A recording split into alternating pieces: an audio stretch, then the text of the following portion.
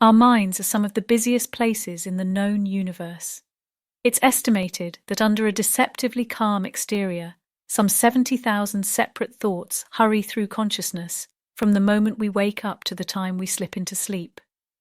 What many of these thoughts have in common is that we seldom do them any kind of justice. The result is a kind of sensory overload and an immense difficulty processing what we've actually been through. We don't have time to feel the anger we're beset by. We don't have the wherewithal to give room to the sadness that nags at us. We can't, on too many occasions, properly think our own thoughts or feel our own feelings. But these thoughts and feelings do need to be understood, and will protest more or less actively when they're not anger that hasn't been given its due, will emerge as irritability. Grief that hasn't been honoured will mate us into aimlessness and despair. What we call mental illnesses are usually the outcome of periods of our lives that we haven't had the strength or opportunity to, and all mourn. What can help our troubles is self-exploration, and that's why we've produced 5 questions that we suggest can be rehearsed every evening on a regular basis, and will help to appease the sources of our troubles. First, question, what am I really worried about?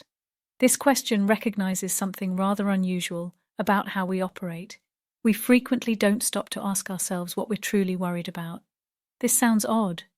Surely if we're worried we would be expected to pause rather quickly and explore why, but our mind seem not to work in this supremely logical-sounding way. They feel anxious long before they're ever motivated to ask themselves why they might be, so they can carry on for months, even years, under the fog of diffuse concern, before setting themselves the challenge of zeroing in on what is really at stake.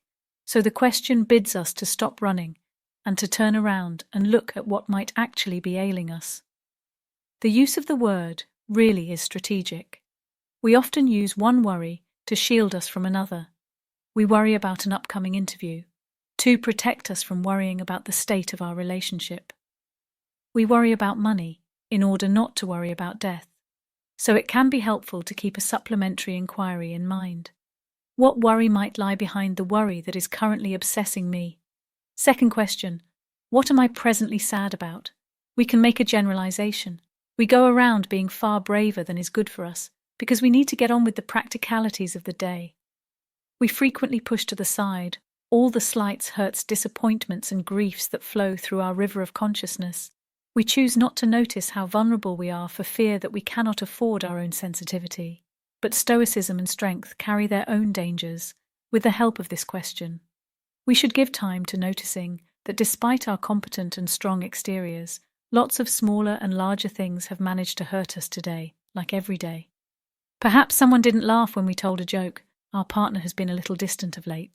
A friend didn't call a senior figure at work, was less than completely impressed. We don't need to mock ourselves. We aren't weaklings for being fragile. In fact, there is no clearer evidence of our maturity than our capacity to explore the ways in which we, like everyone else on the planet, are as sensitive and easily bruised as a child. Third question, who has annoyed me and how we want to be polite. Of course, we're attached to the norms of civilization. It upsets us to think we might be upset. Nevertheless, here too, we need to have the courage of our actual sensitivity. No day goes by without someone annoying us in some rather fundamental way. Usually without them in any way, meaning to our spirits will be lighter if we can bring ourselves to spell out the injury, what happened. How did it make us feel? What might we tell ourselves to refined equilibrium? If we were lucky, we used to do this sort of thing with a kindly parent when we returned home from school now. As careful guardians to ourselves, we can internalize the process and use our inner adult to soothe the always easily flustered but also easily calmed inner child. Fourth question, what does my body want? Much of what we feel but don't process has a habit of ending up in our bodies. That's why we develop backache, tense shoulders, knotted stomachs and fluttery hearts in order to live more easily around our bodies. We should regularly drain them of the emotions that they have unfairly been burdened with. We should mentally scan our bodies from top to toe and ask ourselves what each organ might require. What do my shoulders want to tell me? What would my stomach want to say? What does my back need? What do my legs crave? The questions may sound strange. What is surprising is that we're likely to have some very concrete answers just waiting for us when we ask fifth question. What is still lovely, despite so much that's difficult every day, brings us up against a range of things that still delight and enchant us.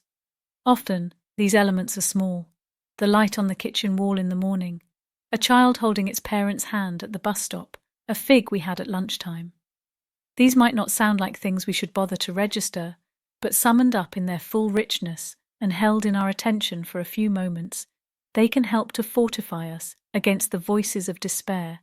We tend to assume that if something is lovely, it will strike our minds as being so with full force, without us needing to do anything supplementary. The reality is stranger.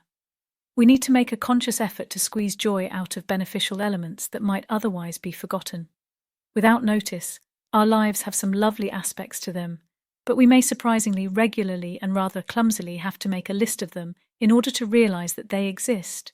When Socrates, apparently the wisest man of antiquity, was asked to define our highest purpose as human beings, he offered a still legendary answer to know ourselves. We should aspire to be people who never see to try to make sense of themselves. At the close of every day, we should devote ourselves constantly to trying to shrink the scale of the darkness within us, bringing what was once in shadow closer to the light of interpretation, so that we stand a chance of becoming slightly less frantic and rather more joyful, creative and calm creatures.